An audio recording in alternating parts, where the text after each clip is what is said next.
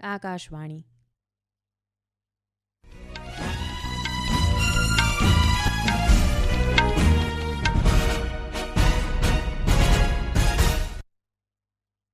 સમાચાર સંસ્કૃતિ ભૂંડિયા વાંચે છે. સૌપ્રથમ મુખ્ય સમાચાર.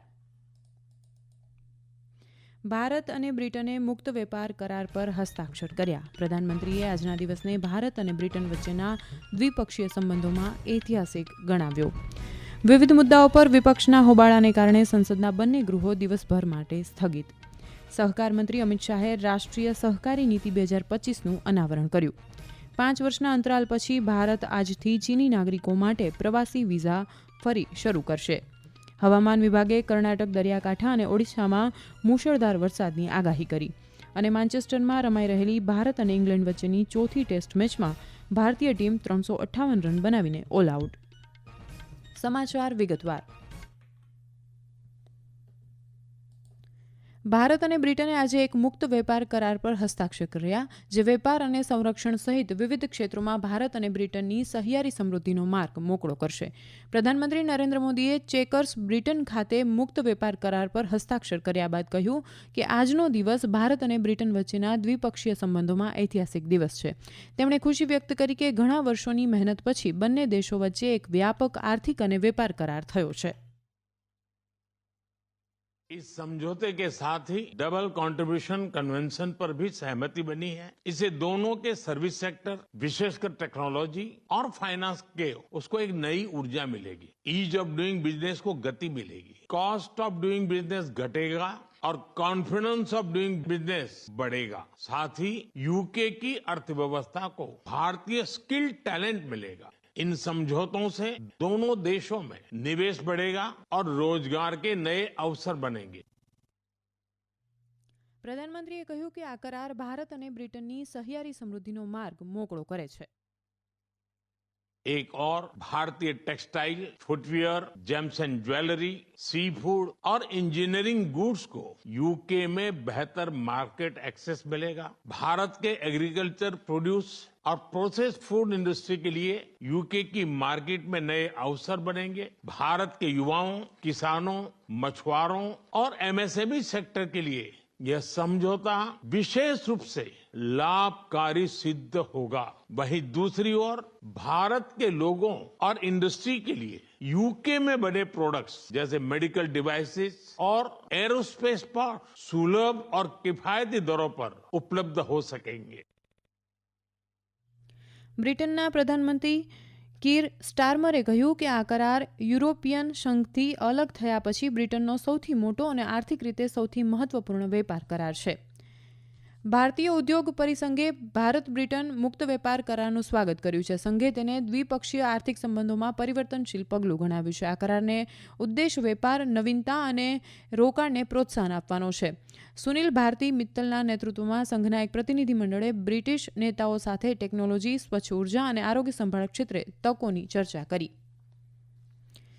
ભાજપ સાંસદ અને કોન્ફેડરેશન ઓફ ઓલ ઇન્ડિયા ટ્રેડર્સના રાષ્ટ્રીય મહાસચિવ પ્રવીણ ખંડેલવાલે ભારત બ્રિટન મુક્ત વેપાર કરારને ભારતીય વેપાર માટે નિર્ણાયક સિદ્ધિ અને વૈશ્વિક વેપારમાં ભારતની વધતી ભૂમિકાની મજબૂત પુષ્ટિ ગણાવી છે.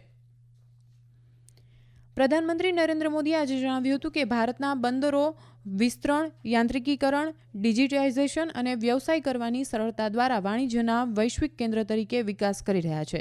શ્રી મોદીએ બંદરો, શિપિંગ અને જળમાર્ગ મંત્રી સર્બાનંદ સોનોવાલ દ્વારા લખાયેલ એક લેખને એક સમાચાર દૈનિક સાથે શેર કરતી વખતે આ વાત કહી હતી.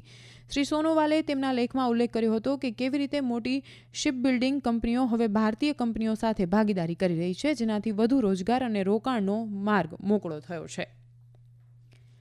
વિવિધ મુદ્દાઓ પર વિપક્ષના હોબાળાને કારણે સંસદના બંને ગૃહો દિવસભર માટે સ્થગિત કરવામાં આવ્યા છે. લોકસભા પહેલા બપોરે 2 વાગ્યા સુધી અને પછી અંતે બપોરના ભોજન પછી ફરી શરૂ થતાં દિવસભર માટે સ્થગિત કરવામાં આવી હતી. જ્યારે લોકસભા ફરી શરૂ થઈ ત્યારે ભાજપના સાંસદ નિશિકાંત દુબેએ સંદેશા વ્યવહાર અને માહિતી ટેકનોલોજી પરની સ્થાયી સમિતિના અહેવાલો રજૂ કર્યા.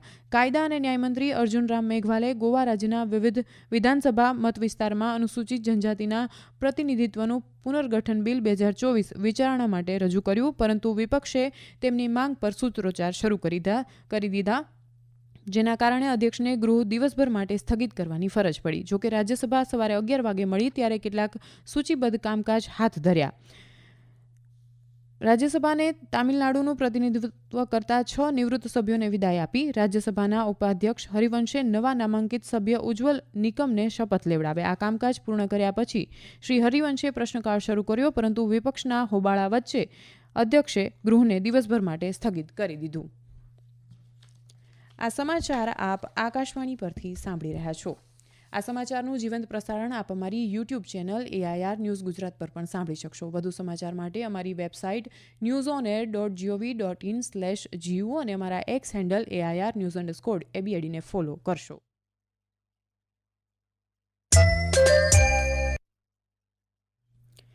સહકાર મંત્રી અમિત શાહે આજે સાંજે નવી દિલ્હીમાં રાષ્ટ્રીય સહકારી નીતિ 2025નું અનાવરણ કર્યું. આ પ્રસંગે શ્રી શાહે કહ્યું કે આ નીતિ વિકસિત ભારત 2047ના લક્ષ્યને પ્રાપ્ત કરવામાં મુખ્ય ભૂમિકા ભજવશે. આ નીતિનો હેતુ પાયાના સ્તરે રોડમેપ તૈયાર કરીને સહકારી દ્વારા સમૃદ્ધિના દ્રષ્ટિકોણને સાકાર કરવાનો છે. તેમણે કહ્યું કે દેશની પ્રથમ રાષ્ટ્રીય સહકારી નીતિ 2002માં અટલ બિહારી વાજપેયી પ્રધાનમંત્રી હતા ત્યારે બહાર પાડવામાં આવી હતી. भारतीय जनता पार्टी की नरेंद्र मोदी सरकार ने एक लक्ष्य रखा है कि 2027 में हम विश्व के तीसरे नंबर के अर्थतंत्र बनकर उभर आएंगे और मुझे विश्वास है हम चौथे नंबर पर पहुंच गए हैं, तीसरे नंबर पर जरूर पहुंच जाएंगे. परंतु इसके साथ साथ 140 करोड़ नागरिकों के सम विकास की भी जिम्मेदारी भारत की. सबका सामूहिकता के साथ विकास हो और सबके विकास के माध्यम से देश का विकास हो, ऐसा मॉडल बनाना ये भारतीय जनता पार्टी का मूल विचार है, भारत का मूल विचार है. કલાકારોનું એક જૂથ આજે રાષ્ટ્રપતિ ભવનમાં રાષ્ટ્રપતિ દ્રૌપદી મુર્મુને મળ્યું હતું. ઝારખંડ, ઓડિશા અને પશ્ચિમ બંગાળના 29 કલાકારોનું જૂથ આ મહિનાની 14મી તારીખથી આજ સુધી રાષ્ટ્રપતિ ભવનમાં રોકાયું હતું અને કલા ઉત્સવ 2025ના બીજા સંસ્કરણમાં ભાગ લીધો હતો. રાષ્ટ્રપતિ મુર્મુએ તેમના નિવાસ કાર્યક્રમ દરમિયાન કલાકારોએ બનાવેલા કલા પ્રદર્શનની મુલાકાત લીધી હતી. 5 વર્ષના અંતરાલ પછી ભારત આજથી ચીની નાગરિકો માટે પ્રવાસી વિઝા ફરી શરૂ કરશે. બેઇઝિંગમાં ભારતીય દૂતાવાસે એક સોશિયલ મીડિયા પોસ્ટમાં જણાવ્યું હતું કે ચીની નાગરિકો ભારતમાં પ્રવાસી વિઝા માટે ઓનલાઈન અરજી કરી શકે છે. પાસપોર્ટ અને જરૂરી દસ્તાવેજો બેઇઝિંગ, શાંઘાઈ અને ગુઆંગઝુમાં ભારતીય વિઝા અરજી કેન્દ્રો પર રૂબરૂમાં જમા કરાવવાના રહેશે. હવામાન વિભાગે આજે કર્ણાટક, દરિયાકાંઠાના અને ઓડિશામાં મુશળધાર વરસાદની આગાહી કરી છે. આજે દક્ષિણ દ્વીપકલ્પ ભારતમાં મધ્ય મહારાષ્ટ્ર, છત્તીસગઢ, પશ્ચિમ બંગાળના ગંગા પ્રદેશ અને મધ્યપ્રદેશ સહિત ભારે વરસાદની આગાહી છે. બિહાર, પૂર્વીય ઉત્તર પ્રદેશ, ઝારખંડ અને ઉત્તરાખંડ સહિત ઉત્તર પૂર્વ ભારતમાં પણ આવતીકાલ સુધી ભારે વરસાદ પડી શકે છે. હવામાન વિભાગે આવતીકાલ માટે કેરળના 6 જિલ્લાઓમાં ઓરેન્જ એલર્ટ જાહેર કર્યું છે. આજ માટે ઇડુક્કી અને પઠાણમથિટ્ટામાં ઓરેન્જ એલર્ટ જાહેર કરવામાં આવ્યું છે અને તે આવતીકાલે પણ ચાલુ રહેશે. આ દરમિયાન આજે દિલ્હી NCRમાં વરસાદની આગાહી છે. માન્ચેસ્ટરમાં રમાઈ રહેલી ભારત અને ઇંગ્લેન્ડ વચ્ચેની ચોથી ટેસ્ટ મેચમાં ભારતીય ટીમ પ્રથમ દાવમાં 358 રન બનાવીને ઓલ આઉટ થઈ છે. છેલ્લા મળતા અહેવાલ મુજબ યજમાન ટીમ ઇંગ્લેન્ડે વિના વિકેટે 50 રન કર્યા છે. અગાઉ ભારતની ટીમ ઋષભ પંતની અડધી સદીની મદદથી ટેસ્ટના બીજા દિવસે 358 રન પર ઓલ આઉટ થઈ ગઈ હતી. ભારત તરફથી સાઈ સુદર્શને સૌથી વધુ 61, જયસ્વાલે 58, પંતે 54 અને શાર્દુલ ઠાકુરના 41 રનની મદદથી 358 રન કર્યા હતા.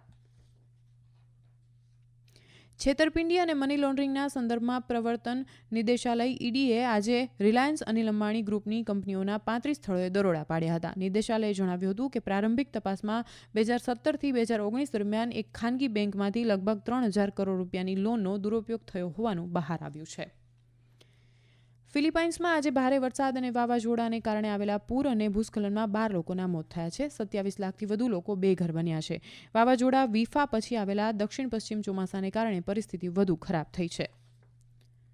થાઇલેન્ડ અને કંબોડિયા વચ્ચે થયેલા અથડામણમાં 12 લોકો માર્યા ગયા છે અને અનેક લોકો ઇજાગ્રસ્ત થયા છે. બંને પાડોશી દેશો વચ્ચે લાંબા સમયથી ચાલી રહેલી સરહદી વિવાદ વધ્યો છે.